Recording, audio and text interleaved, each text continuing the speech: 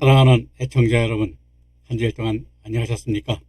오늘도 주님의 사랑 안에서 믿음의 형제되고 참여되고 또 하나님의 백성이 된 우리 시청자 여러분, 우리 주님의 사랑 안에서 오늘도 의의 믿음으로 영광의 열매를 맺는 영광의 믿음으로 또 14만 4천의 종으로 나아가는 우리 믿음의 여러분들이 되시기를 바라면서 오늘 32번째 시간 출애굽기 14장 17, 18절 말씀부터 말씀을 증거하려고 합니다.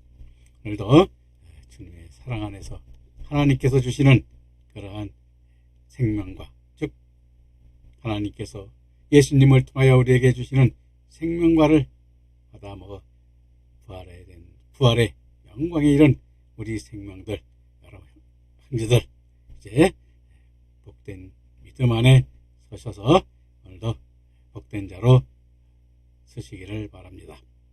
그럼 14장 17, 18절 말씀부터 봉독하도록 하겠습니다.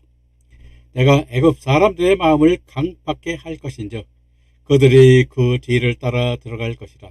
내가 바로와 그 병과 마병으로 인하여 영광을 얻으리니 내가 바로와 그 병과 마병으로 인하여 영광을 얻을 때에야 애굽 사람들이 나를 여호와인 줄 알리라 하시더니 라고 말씀하고 있는데, 자, 본문 말씀에 애굽이 바로 군대가 이스라엘 백성들을 뒤쫓으면 하나님께서 애굽 사람들을 강팍게 하심으로 쫓아온 것인데, 하나님은 단지 자기의 백성을 죄에서 구원하시고 사망에서 살리는 분만이 아니신 것입니다.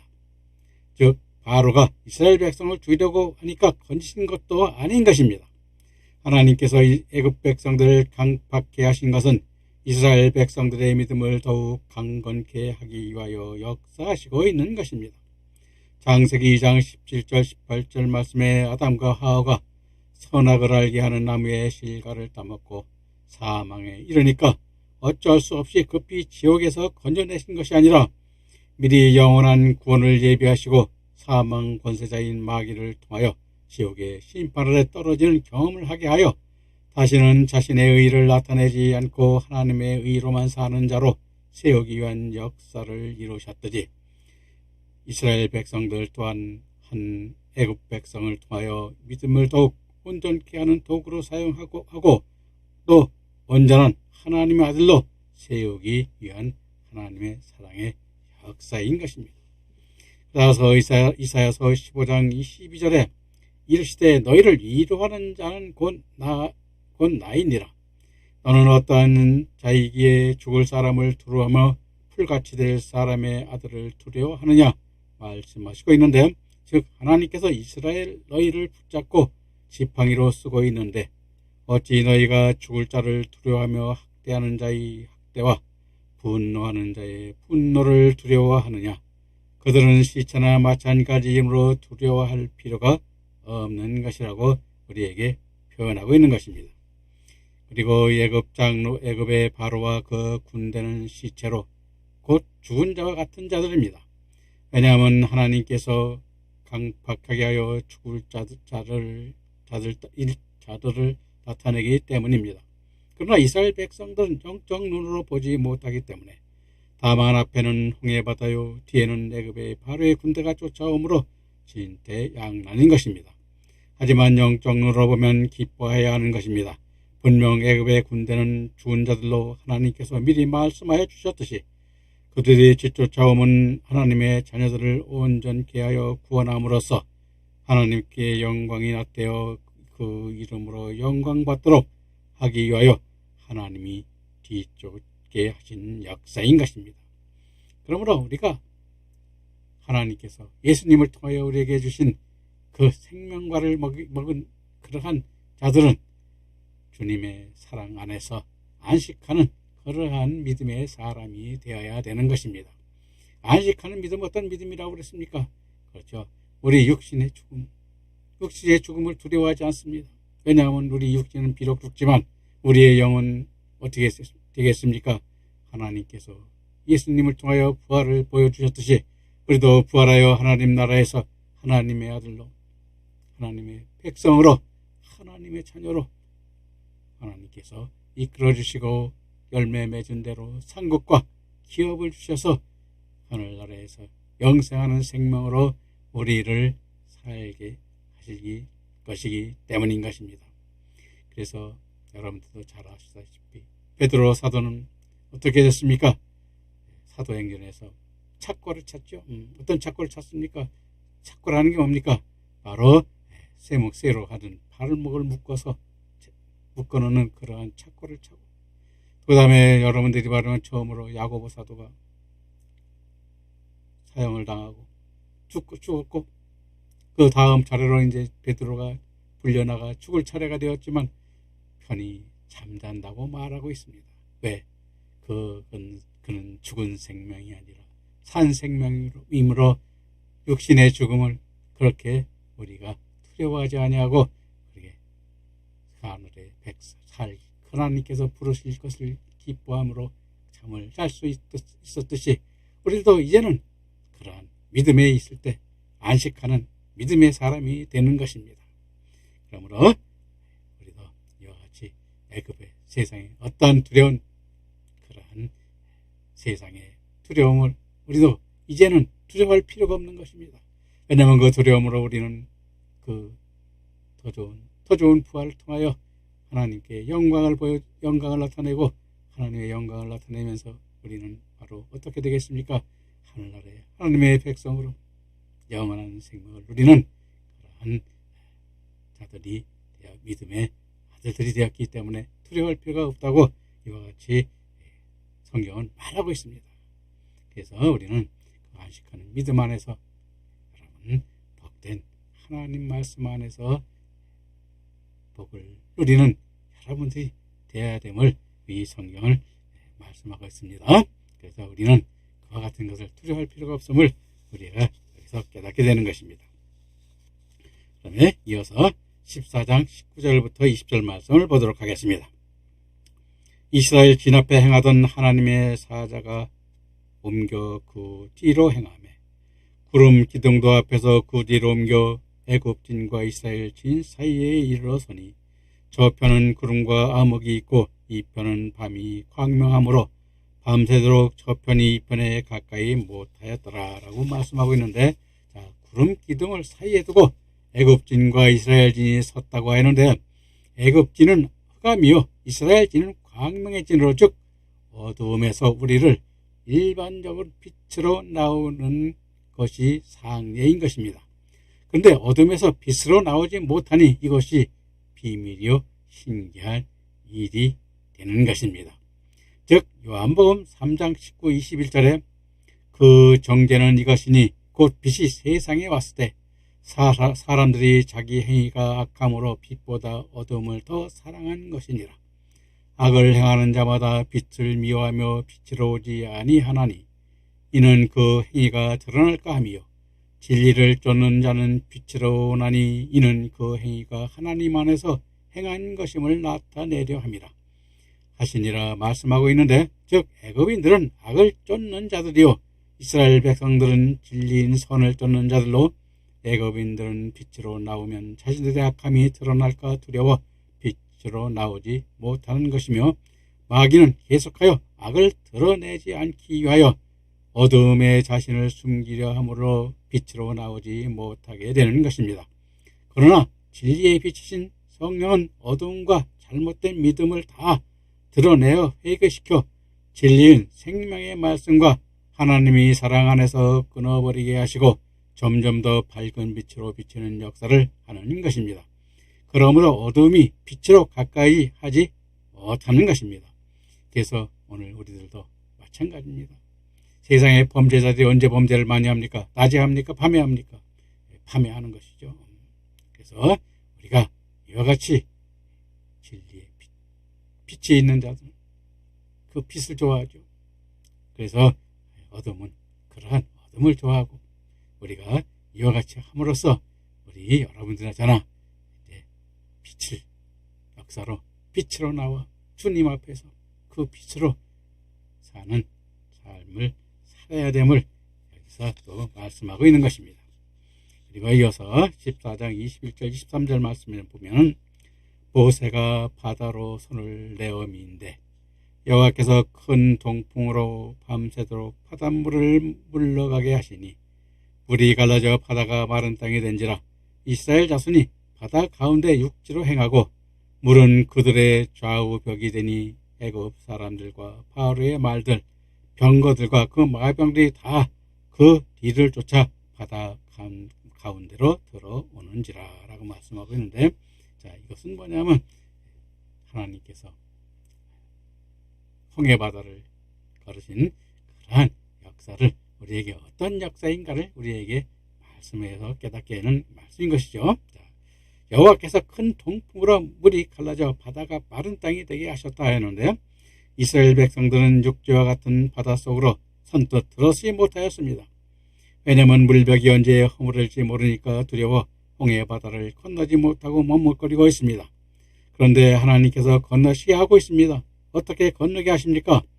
바로의 군대로 쫓아오게 하니 이스라엘 백성들이 믿음으로 건너는 것이 아니라 애굽 군대에 잡혀 죽으나 바다 물벽에 휩싸여 죽으나 한 가지로 생각하니까 두렵고 떨리지만 급히 서둘러 곧 무너질 것 같은 물벽은 보지 않고 앞만 보고 건너가는 것을 여기서 우리에게 보여주는 것입니다.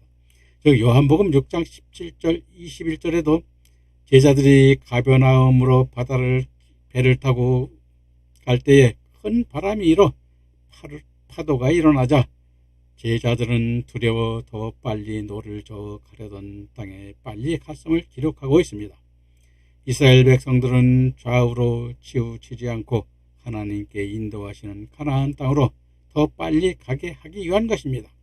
그러므로 오늘날도 우리를 뒤쫓는 자가 왜 뒤쫓아오는지를 깨달아야 하는 것입니다. 왜 뒤쫓아옵니까?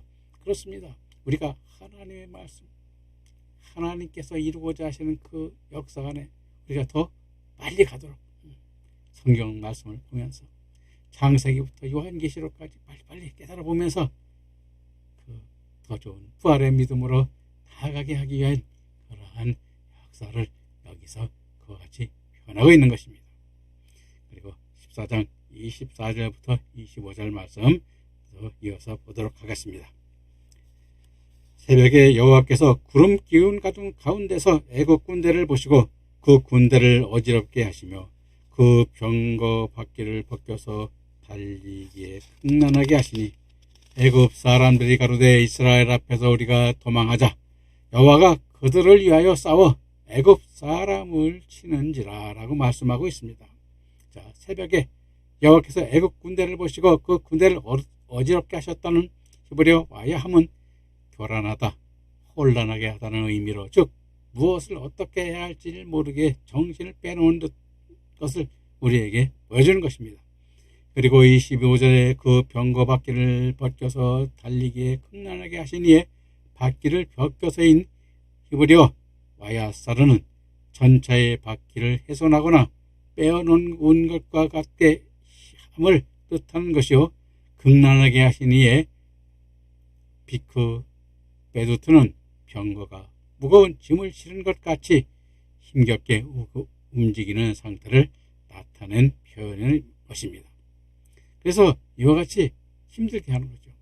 이스라엘 백성들이 어디를 건널 때 홍해 바다를 하나님께서 갈라놓은 그 홍해 바다를 건널 수 있도록 이렇게 시간을 끌어주고 있음을 우리에게 보여주는 것입니다. 자, 그리고 이어서 애굽 사람들이 가로되 이스라엘 앞에서 우리가 도망하자. 여호와가 그들을 위하여 싸워 애굽 사람을 치는지라 하면 앞절에서 여호와께서 여호와를 여호와인 줄 여러 번 알게 하신다고 말씀하셨듯이 애굽 군대들이 그들의 병거를 극난하게 하자. 그때서야 히브리인의 여호와께서 전능하신 여호와이심을 깨닫고 그들 스스로 여호와를 이제는 여호와라 부르고 있는 것입니다. 그러니까 그와 같은 것도 중요하지만 우리도 그와 같은 것을 알아야 되는 것입니다. 우리가 여러분들이 보면 교회에서 전도를 하고 또 사단의 음해로부터 싸움을 할 때 우리들이 싸우는 것으로 생각하는 분들이 많습니다. 우리가 싸우는 것이 아닙니다. 하나님께서 우리가 깨달을 때 왜 그렇게 했고 내가 했는 것을 사랑 안 했을 때 주님께서 그를 악을 물리쳐 주시는 것임을 우리는 항상 우리가 알아야 되는 것입니다. 그리고 14장 26절 27절 말씀을 또 보도록 하겠습니다. 여호와께서 모세에게 이르시되 네 손을 바다 위로 내밀어 물이 애굽 사람들과 그 병거들과 마병들 위에 다시 흐르게 하라 하시니 모세가 곧 손을 바다 위로 내어 밀매 새벽에 미쳐 바다의 세력이 회복된지라 애굽 사람들이 물을 거스려 도망하나 여호와께서 애굽 사람들을 다 바다 가운데 엎으시니 라고 말씀하고 있는데, 여호와께서 모세에게 손을 바다에 위로 내밀어 물이 애굽 사람과 그 병거들과 마병들 위에 다시 흐르게 하라 하시매 내 손을 바다 위에 내밀어 하시는 말씀은 모세의 순종하는 믿음의 손을 통하여 하나님의 권능적 능력을 주시는 것이요 다시 흐르게 하라는 말씀인 히브리어 웨야슈브는 원상대로 돌리라는 말을 뜻하는 것으로 다시 홍해 바다가 흐르게 될 것을 뜻하는 것입니다. 그러므로 24절에 모세가 하나님의 말씀에 순종하여 모세가 그 손을 바다 위로 내밀매 새벽에 미쳐 바다의 세력이 회복된지라 말씀하고 있는 것인데, 가일은 바람이 이제는 서쪽에서 불어 바다 물결로 도망가는 애굽 정면으로 덮치게 하였다고 하였습니다.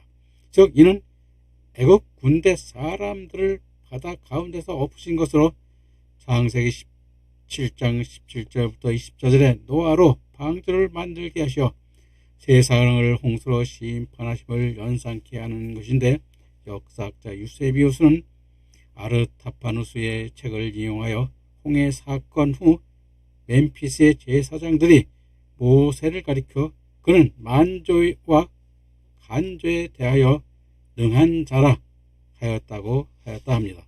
그러나 빌립보서 4장 13절에 내가 능력을 주시는 자 안에서 내가 모든 것을 할 수 있느니라 말씀하시고 있고, 마태복음 17장 20절에 너희가 만일 믿음의 한 겨자씨만 끝만 있어도 이 산을 명하여 여기서 저기로 옮겨지라 하면 옮겨질 것이요 또 너희가 못할 것이 없으리라 말씀하시고 있음을 알아야 합니다. 그래서 우리가 이와 같은 주님께서 하나님의 뜻으로 이루는 역사는 반드시 하나님께서 이루어 주심을 우리가 여기서 우리는 깨닫고 그 말씀 위에 바로 서는 믿음의 자녀들이 되어야 됨을 여기서 또 한번 말씀을 강조해 드리는 것입니다. 그럼 14장 28절 29절 말씀으로 이어가도록 하겠습니다. 물이 다시 흘러 병거들과 기병들을 덮되 그들이 뒤를 쫓아 바다에 들어간 바로의 군대를 다 덮고 하나도 남기지 아니하였더라. 그러나 이스라엘 자손들은 바다 가운데 육지로 행하였고 물이 좌우의 벽이 되었더라 라고 말씀하고 있는데, 여호와께서 홍해 바다의 물을 합쳐 다시 흐르게 하자 이스라엘 백성의 뒤를 따르던 애굽의 병거들과 기병들을 덮고 바로의 군대를 하나도 남기지 아니하였다 하며, 남기지 아니하였다는 히브리어로 니시아르는 남겨진 자가 없다는 의미로 모두 완전한 심판으로 멸망받았음을 예시하여 주고 있는 표현인 것입니다. 그러나 29절에 이스라엘 자손들은 바다 가운데 육지를 행하였고 물이 좌우의 벽이 되었더라 하심으로써 이스라엘 백성들은 홍해 바다를 가운데를 아무런 불편 없이 모세와 함께 여호와의 보호하심과 인도하심을 받아 무사히 건넜음을 여기서 깨닫게 하고 있습니다. 즉 우드라는 학자에 의하면 약 200만의 남녀노소가 각종 짐승들이 무사히 밤 사이에 홍해 바다를 건너기 위하여 갈라진 통로의 폭이 약 1마일 정도 되었을 것이라 하고 있습니다. 약 1마일은 1.609m 라고 해서 1.609m로서 그와 같은 표시하고 있는데, 약 한 1m 반 정도의 그 폭이죠. 우리가 보면 그 폭에서 무사히 하나님의 인도함 속에 건넜음을 우리에게 보여주고 있습니다.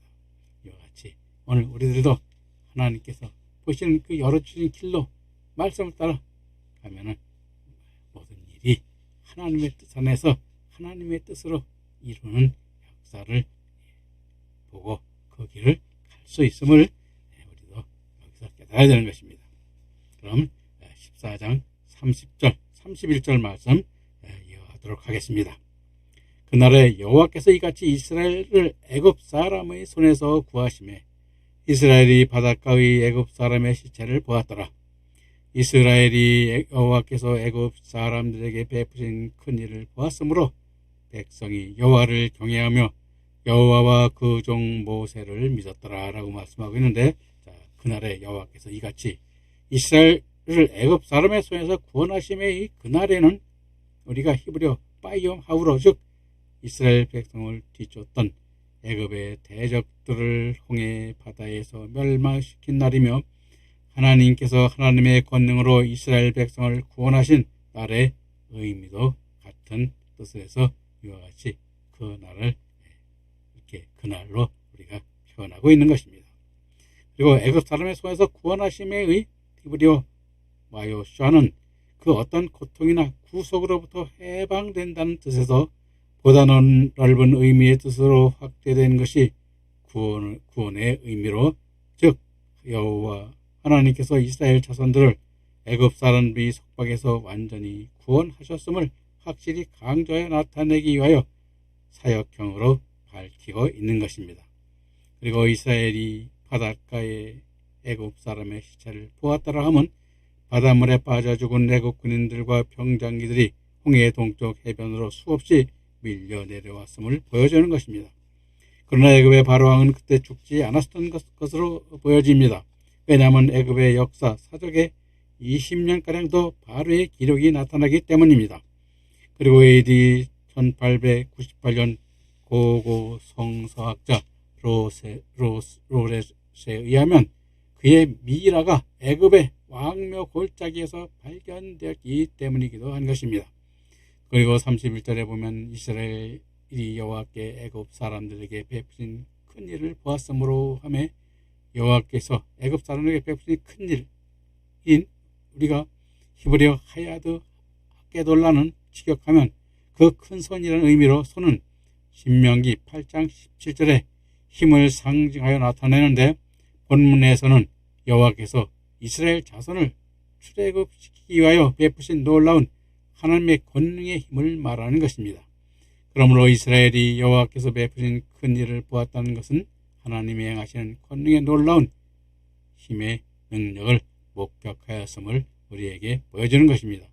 따라서 백성이 여호와를 경외하며 여호와와 그 종 모세를 믿었더라 하는 것으로, 모세는 히브리서 3장 5절에 하나님의 온 집에서 종으로서 신실하였음을 말하고 있으며, 민수기 12장 7절과 신명기 34장 5절 중에서도 여호와 하나님께 믿음으로 충성하였음을 우리에게 보여주고 있습니다. 충성한다는 것은 하나님 말씀에 순종하여 그 명령에 따랐음을 우리에게 보여주고 있는 것입니다. 그래서 우리도 여러분들 그렇죠? 제사부터도 뭐요? 하나님의 말씀을 순종하는 것이 맞다고 우리가 성경에 우리가 말하고 있는데, 우리도 이와 같은 그러한 말씀대로 하나님 순종하고 그 말씀 안에서 복된 자의 믿음으로 나아가는 그 사랑의 역사를 깨닫는 자가 복이 있는 자들임을 우리도 깨닫기를 바랍니다. 이어서 이제 15장 말씀으로 넘어가겠습니다. 15장은 이스라엘 백성들이 승리의 찬양을 부르는 말씀인데, 승리는 뭐예요? 즉 애굽으로부터 출애굽한 하나님의 역사에서 그 도의 생활에서 벗어나 그 기쁨으로 하나님께서 그 베풀어진 은혜에 찬양하는 그러한 말씀이 기록되어 있는 말씀의 책이 15장인 것입니다. 즉 15장은 이스라엘 백성들이 여호와께 은혜를 베푸사 홍해 바다를 갈라 구원하신 크신 은혜를 감사하여 찬양을 부른 노래로 일명 모세의 노래도 불려지고 있는 찬송의 장인 것입니다. 즉 애굽의 병거와 군대들이 뒤쫓아와 절대적 운명의 순간에 하나님께서 홍해를 가르시는 기사를 일으켜 하나님의 보호하심 속에 이스라엘 백성들을 무사히 바다를 건너게 하고 기세 등등하게 추격해온 대적의 이스라엘 군대를 일거의 홍해 바다 깊은 물속에 수장시킴으로써 이스라엘 백성들은 감사의 찬양을 드리지 않을 수 없었고, 또한 춤을 추는 등 억제할 수 없는 감격의 기쁨을 화산처럼 폭발시켰던 것입니다.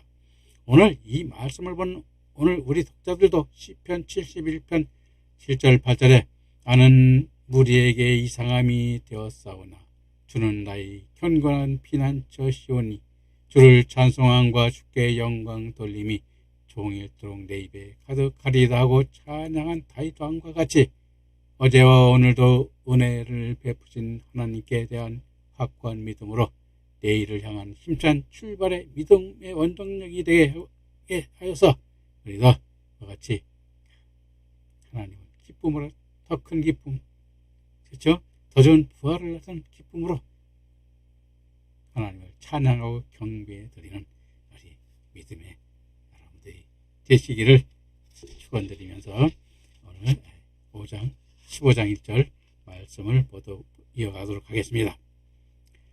이때 모세와 이스라엘 자손이 노래로 여호와께 노래하니 일렀으되 내가 여호와를 찬송하리니 그는 높고 영화로우시며 말과 그 탄자를 바다에 던지셨습니다.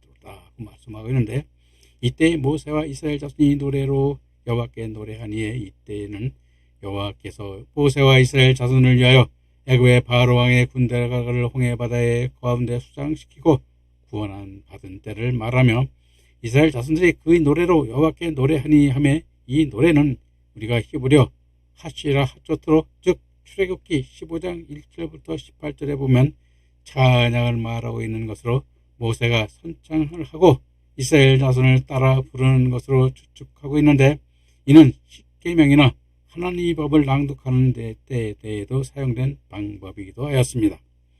그리고 내가 여호와를 찬송하리니, 내게 여호와를 찬송하리니에 히브리어 아시라는 나는 노래할 것이라는 의미로, 즉 여호와 하나님의 놀라운 구원의 역사를 체험함으로써 그 은혜로움에 대하여 찬양하지 않을 수 없음을 표현하고 있는 것이며, 바울 사도는 에베소 1장 6절과 12절에서 하나님께서 우리를 구원하신 목적을 그 은혜의 영광을 찬송케 하기 위함이라 하였고, 다니엘서 6장 25절 27절에 이방의 메대왕 다리오도 다니엘이 사자굴에서 살아나오자 온 나라에 초소를 내려 다니엘의 하나님을 찬양하게 하였음을 우리에게 기록하여 보여주고 있는데, 이는 높고 영화로우심으로 나타나고 있는 것입니다. 그래서 그는 높고 영화로우심에 히브리어 가하는 영광스럽고 영광스럽다는 의미로, 즉 홍해의 높은 파도까지도 다스리셔서 애굽의 말과 그 탄자를 바다에 던지셨음이로도 하고, 온 세상의 통치자이신 하나님의 권능의 승리를 찬송하고 또 찬송함을 더불어 우리에게 보여주고 있는 것입니다. 그래서 이 기쁨의 찬송은 우리가 어떻게 했어요? 해도 기쁜 것입니다. 여러분들도 이 기쁨 안에 있는 하나님의 사랑의 기쁨을 누리는 그러한 여러분이 되어야기를 진심으로 바라면서 오늘 32번째 말씀을 여기서 마치겠습니다. 감사합니다. 다음 시간에 뵙겠습니다.